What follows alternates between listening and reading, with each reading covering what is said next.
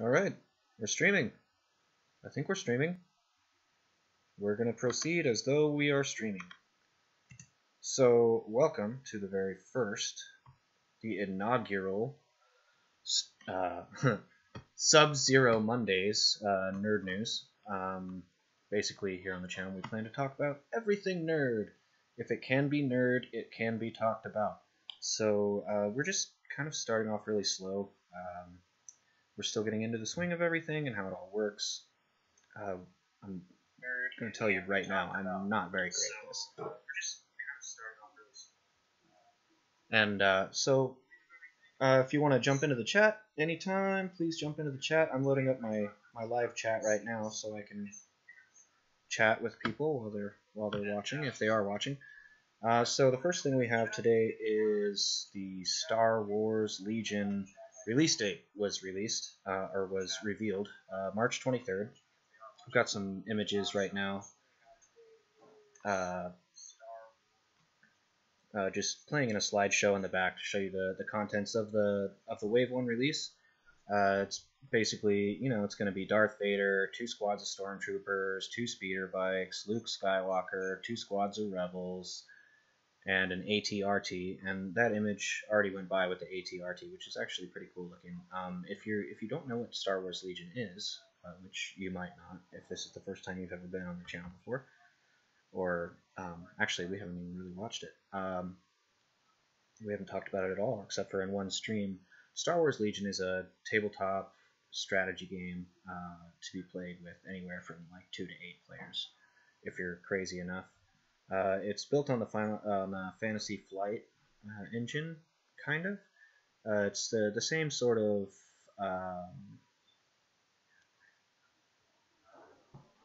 grab a beer. It's the same sort of upgrade cards. All of your squads have cards. You have upgrade cards that modify what your squads can do. On screen right now we have the ATST, which is one of the Wave 1 expansions. That one should be coming out on launch or within a couple weeks of launch. And the next image we'll have up is the Snow Speeder. And we plan on doing a whole lot with this. When the game comes out, we plan on having battle report videos, unboxing videos, build and paint videos.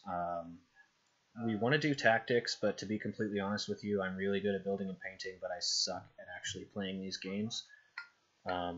It's very rare when I win. When I used to play Warhammer 40k, the only way I would win is by intentionally making a list that was such a jerk list nobody would play, except for someone that was brave enough to just, get killed in turn 2. So we'll try to do some tactics videos. Maybe we'll show some stuff about all that. Also, coming up, we have Inquisitor Eisenhorn model. Anybody out there that's a Warhammer 40k fan, this is some Warhammer 40k news. Really hoping somebody jumps in to the chat. We share this really quick on Facebook so we can continue this conversation. Let's see. Turn off live chat for a second and share. So if you're watching this, which I don't think anybody is right now, I'm the only person that is shown to be viewing, which is pretty normal for our channel right now. We're still trying to get some information going through, get people to realize that we're here doing stuff. So we're going to share this on the page real quick. Boom. Alright, Monday's Nerd News. Let's see, we already mentioned Star Wars Legion a little bit. One really cool thing about Star Wars Legion news is we plan on having terrain that we will produce. One of our players, Ronan Reedless, who lives in Texas, has a 3D printer, and he plans on doing a lot of the... he's going to make me some stuff. He's making me a Boba Fett helmet and Boba Fett's gun. And when he sends me that, I'll do a live stream. I'll do a Monday Nerd News with the entire time with the Boba Fett helmet on. So I'm just sitting here drinking on my free ride from Alaskan. I don't have a sponsorship or anything from them, but I would like one if they ever watch this. Check it out, Alaskan View. So let's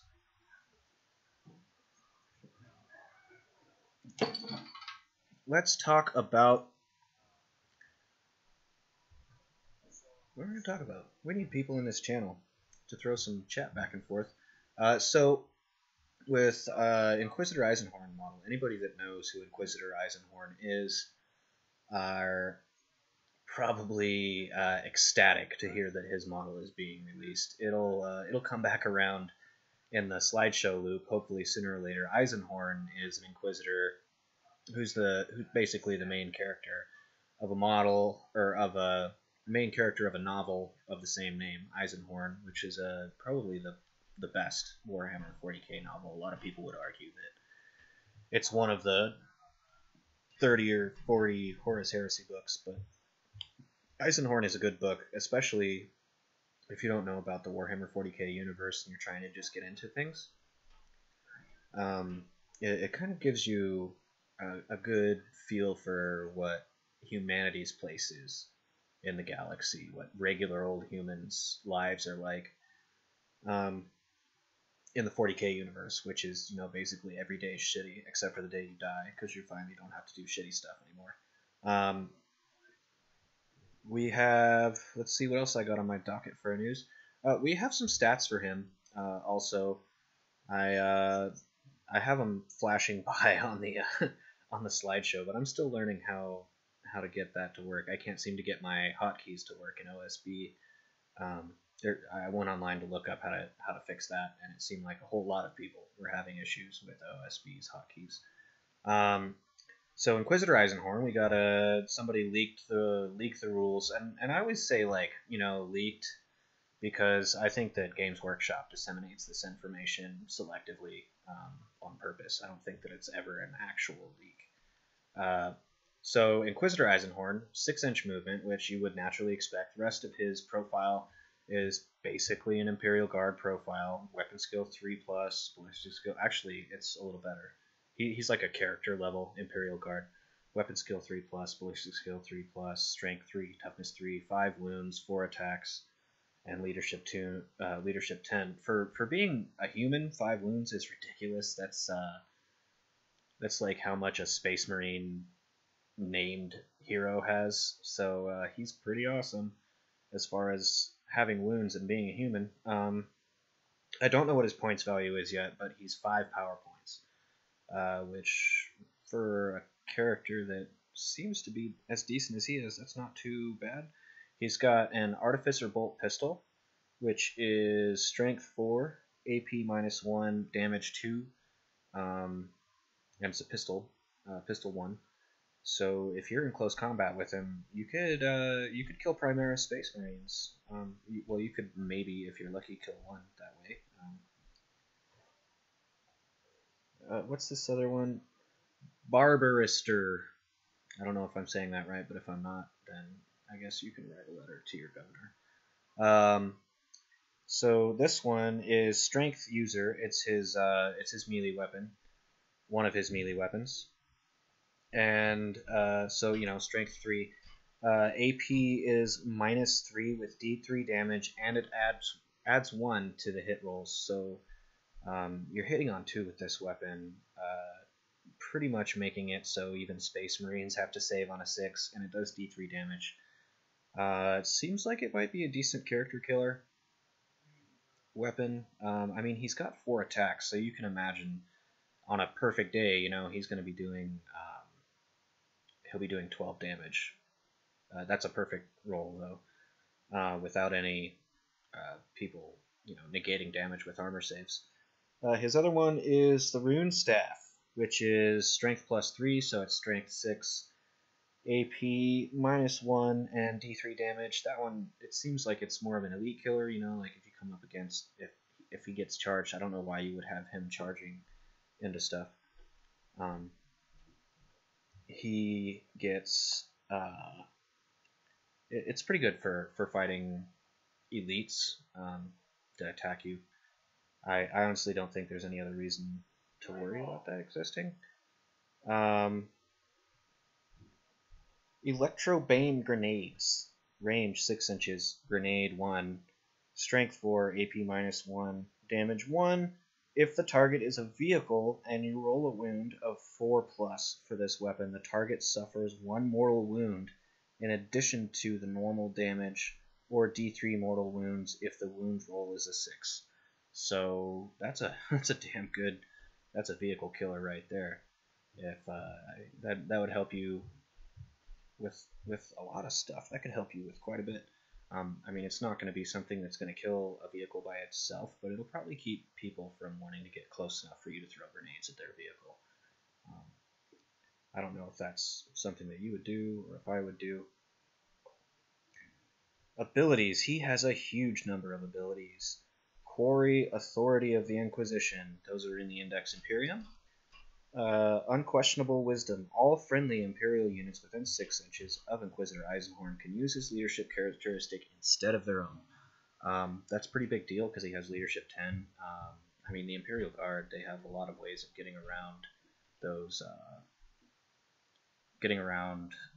leadership tests anyway, but, you know, sometimes you get hit with a psychic ability and it messes your day up.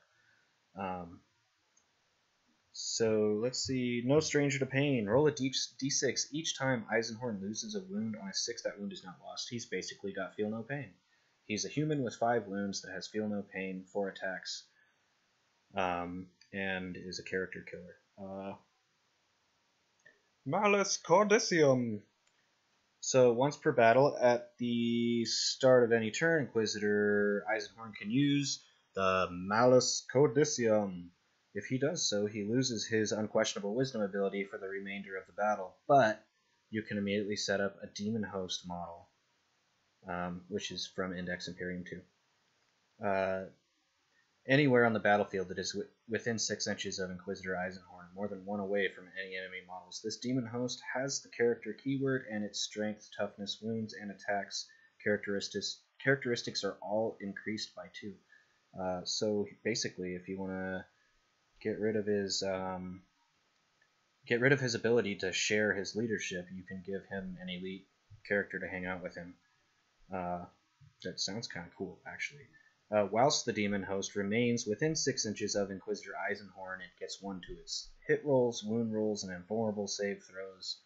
If Eisenhorn is slain, the Demon Host is removed.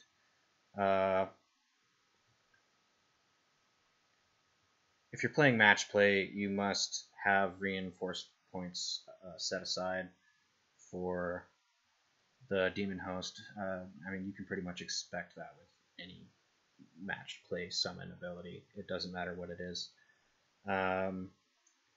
He is a Psyker. Inquisitor Eisenhorn can attempt to manifest 2 psychic powers in each friendly phase and attempt to deny 2 psychic powers in each enemy psychic phase. He knows the Smite power and 2 psychic powers from Telethesia discipline.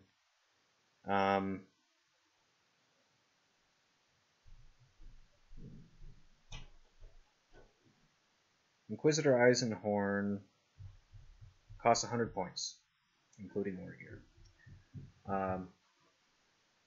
So, do you have my keys and my card?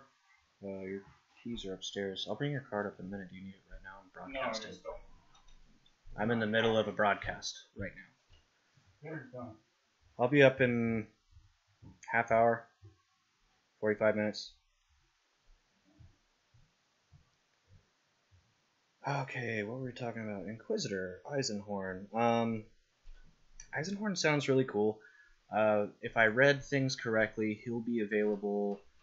Let me double check real quick. Blah, blah, blah. February 24th, it's going to be an in-store only, one of the store exclusives. If you live somewhere near a Games Workshop store, you can get one. Or if you live near a Games Workshop store, you could get one and send it to me as a gift. That'd be really cool. Our closest Games Workshop store, I think, is probably in Portland, Oregon, or something. I don't know. Maybe Seattle, actually. Seattle's probably got the closest Games Workshop store to where we live. So up here in Alaska, it's not really a big deal that he's going to be around, but it will be down south for you guys. The model looks great. It should be coming up as the picture after the next on this slideshow. We still only have one watching. Me. I'm watching. Good for me.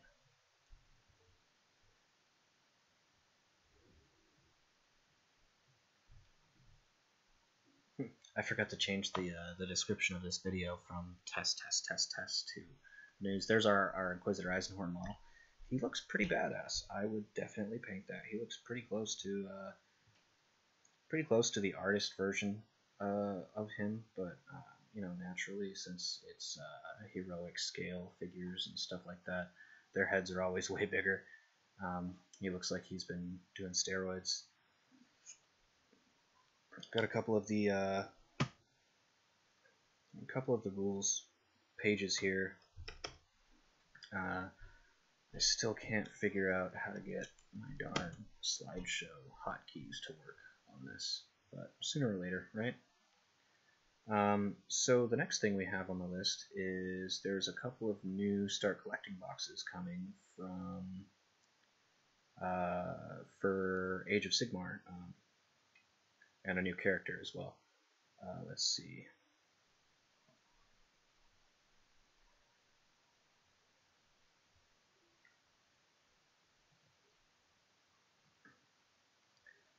So Neve Blacktalon is the new character coming. It's a Stormcast Eternal model, range 9 inches, movement 6, 3 up save, 6 wounds, 9 bravery, range 9 inches on the weapon, Bolt Storm Pistol, 2 attacks, 3 up to hit, 3 up to wound, damage 1, no rend. Melee weapons, the Whirlwind Axes, range 1 inch, attacks 7 attacks with the Whirlwind Axes, 3 up to hit, 3 to wound, -1 rend, and again 1 damage. Abilities, lightning fast strikes. For each hit roll of a 6 or more in the combat phase, she immediately makes another attack, so she gets one of those very cornate abilities where they generate more attacks for themselves. Tireless Hunter, she can run and shoot in the same turn, which is pretty cool. I don't know if you play Age of Sigmar, but if you have been lately, it seems like the meta is definitely moving. I mean, it's always kind of been that way. The shooting is, it's really funny how shooting pretty much took precedent in this game. Any of her attacks that target a hero have damage 2 rather than 1. Also pretty awesome. She's a hero killer with a lot of attacks. It's easy to kill. She generates more attacks. Yeah, she has Wind Rider. When a Stormcast Eternal unit that is within 6 inches uses their Ride the Wind's etheric ability, Neve Blacktalon can follow in their wake and can immediately move in the same manner up to the distance moved by the unit she is following, provided that she ends the move within 6 inches of them and more than 3 away from enemy models. She's going to be, I mean, if you play Age of Sigmar, she's going to be pretty hardcore. The model looks alright.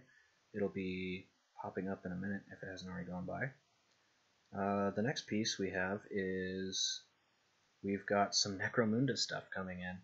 And this is really cool because they're the made-to-order Necromunda stuff. They're basically remaking models from back when Necromunda was really big, like the mid to late 90s, early 2000s. I really wanted to get into Necromunda when I was younger, but I just didn't know anybody else that would play it, so I never got into it. But so we've got Cal Jericho, who is a pretty awesome dude. I don't know if, I mean, naturally, maybe you've read some of the models for Cal Jericho back in the day. He is a pretty cool dude that hangs out in the Outer Hive. He's basically the, let's see.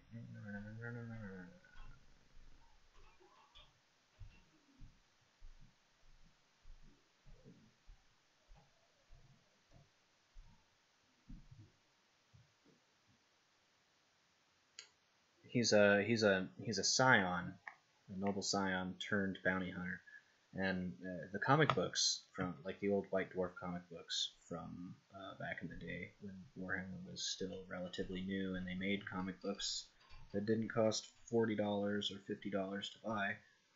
Cal Jericho was a really cool comic book to read. If you ever get a chance to read those, do it.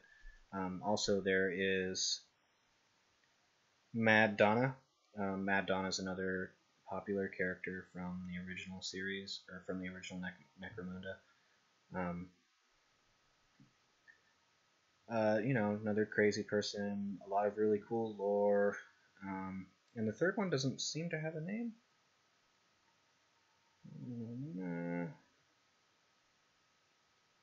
Not really. You could see the third one in the photo that went by earlier, and it'll probably come back around by the time I'm finished. The third character doesn't seem to be listed online as to who he is. Probably just a random bounty hunter.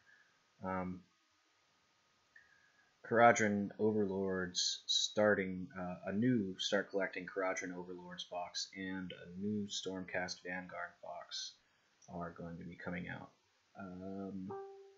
Stormcast Vanguard, yeehaw, right?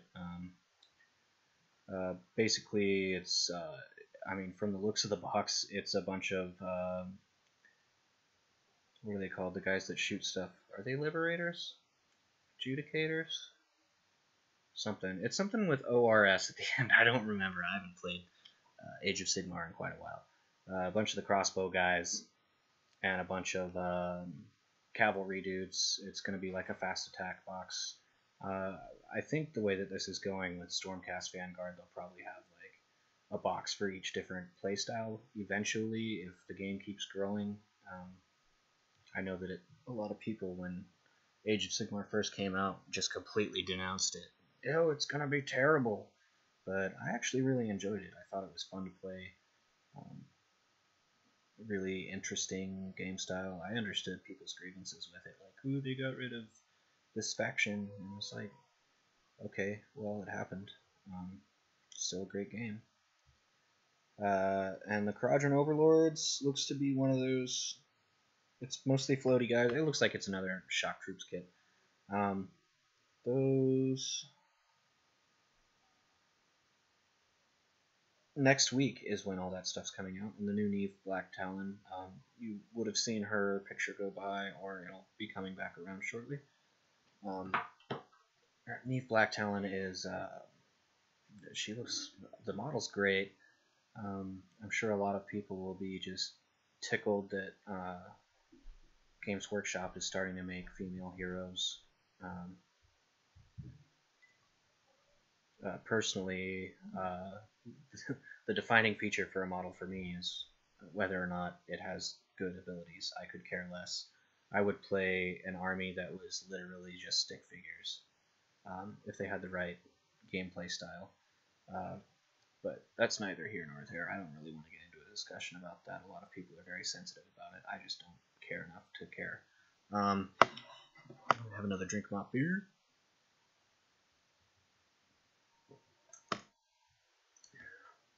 Kingdom Come, that's what's next. So I want to talk about gaming. Each week I want to at least feature one game on our Subzero Mondays. And this week it is going to be Kingdom Come something or other. What's the name of that damn game? Something Kingdom Come. Let's see. Alright, how much of a gamer am I? I don't remember the name. Oh, Kingdom Come Deliverance. So it takes place, Kingdom Come Deliverance takes place in the Holy Roman Empire during the Dark Ages. And it's supposed to be one of the most in-depth, large RPGs, very, very in-depth game. Very big, huge, you might say. The biggest, the hugest, just the best ever. The thing about this game is I've seen some of the videos, and sooner or later I'll figure out how to have videos playing in the background instead of a slideshow that I have no control over. This game looks to be gigantic in every way.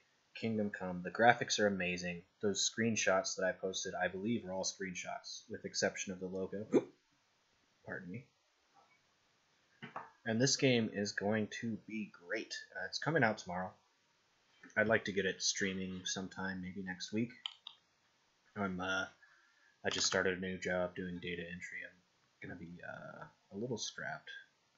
Probably not featuring anything new other than Metal Gear Survive for a little while. But when we start getting everything back into swing, we start learning how to do better broadcasts than this terrible one, we'll be bringing games like that in.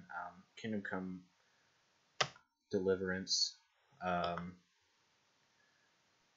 Let's see, it takes place in the Holy Roman Empire during the Dark Ages.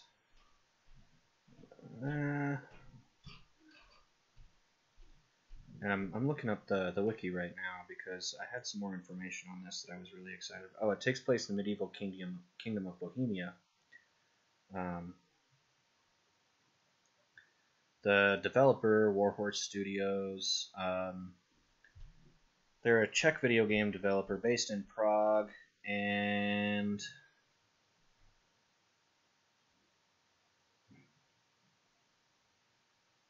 they're fairly new.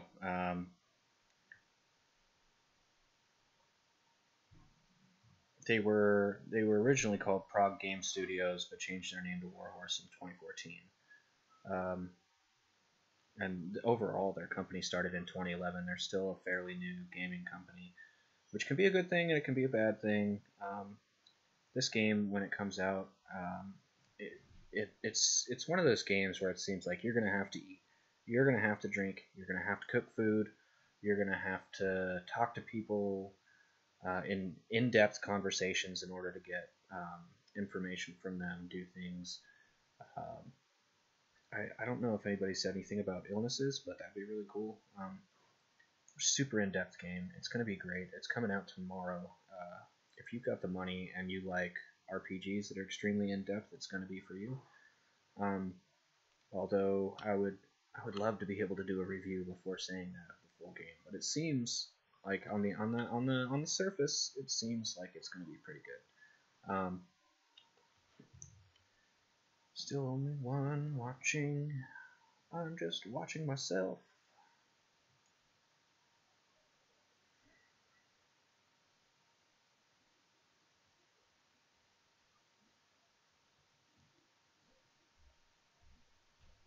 Oh, there's two watching. Somebody's watching? Hello, somebody. Let me pull up my live chat. What's up, new person? Hit me up on the live chat. I'll say hello. Where is I? Kingdom Come Deliverance. That game's gonna be epic. It's coming out tomorrow. Horses, knights. I was talking to a friend the other day. I think he said there's like 15 or 16 armor slots or 20 armor slots, something like that. So at one point in the game, you'll be like, yeah, epic cod piece. And you know, any game that has an epic cod piece is gonna be good in my book. Our last piece of news, and I'm gonna do this for just another couple of minutes here. Our last piece of news is our general science news, and this is the kind of thing where I wish there were people in the chat talking about. 6 days ago, the Falcon Heavy successfully launched a Tesla with a mannequin in a spacesuit into space to orbit the Earth, which, you know, by itself is already pretty awesome, right? I mean, if you told the people going to the moon that 50 years later we would be sending electric cars with mannequin spacesuits into space, they would have thought you were insane. But we did it. Or, well, SpaceX did it. Elon Musk is a freaking genius.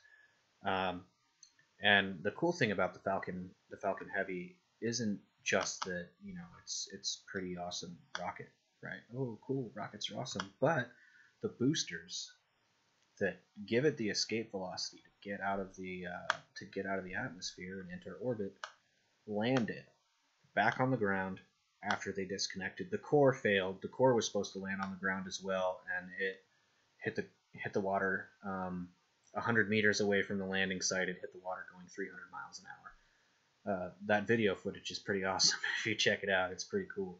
But not as cool as watching the two side boosters land themselves with pinpoint accuracy and 0 damage to them.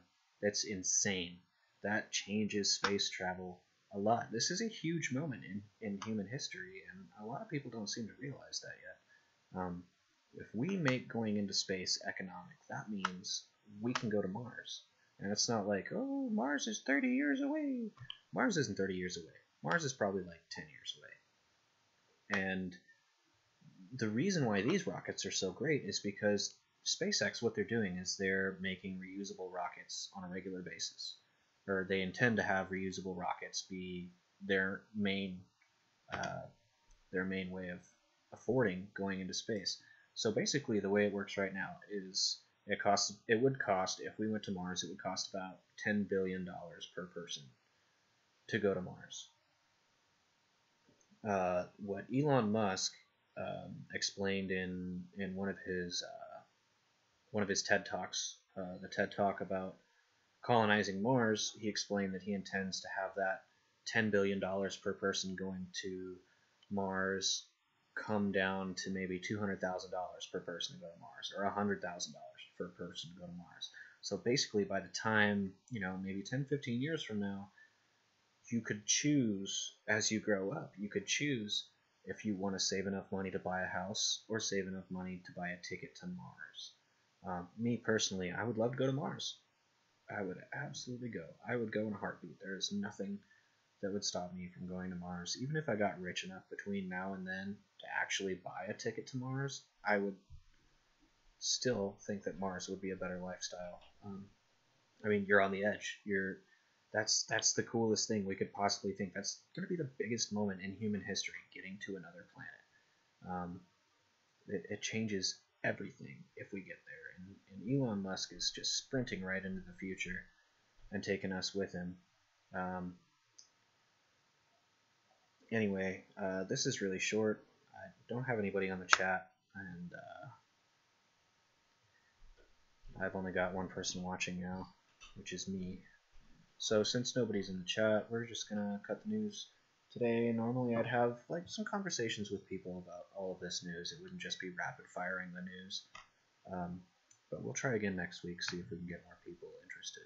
Anyway, here in a half hour, if you're watching right now, here in a half hour, we've got Matza doing his live. He's doing Evil Within 2 today.